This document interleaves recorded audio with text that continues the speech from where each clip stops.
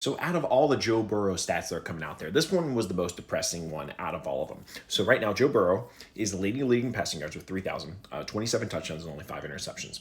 Now, players to achieve 3,000 passing yards, 27 touchdowns, and 5 or fewer interceptions through the first 11 games. Were these teams in this what the records were? Tom Brady, 16-0, 13-3, 15-1, 13-3, and then also Patrick Mahomes at 14-2. Sorry, that was Rodgers up there for those other ones. Drew Brees, 13-3. Yet Joe Burrow's Bengals are 4-7. Historically, this just does not make sense at all.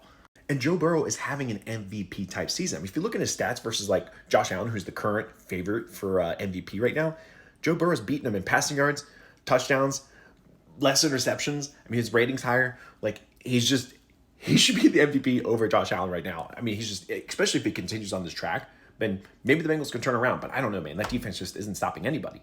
Now, the Bengals have a bye this week, but the following week they have to go against the Pittsburgh Steelers, and they're playing great football right now. They're 8-2. You know, we don't even know what the record. They could be 9-3 by the time they hit the Bengals, and that's a rough matchup for them. Then they got the Cowboys having a down year. They could potentially beat them. Titans, Browns, they're all having down years. They could potentially beat them, but they have to beat the Denver Broncos. The Denver Broncos look like they're going to be one of the other wild card playoff teams, so they have to beat them. Best case scenario, maybe they take Steelers 1-1, or best case is actually they beat them twice, but that's going to be very tough for the Bengals defense to hold up. But maybe they can do it. I think that they potentially can make a run here, but it's going to be very tough. It's all going to come down to this first game right here. Because if they lose this game, why is Jamar Chase going to play there till the end of the year? He might as well just hold out. It's like playoffs are out of reach.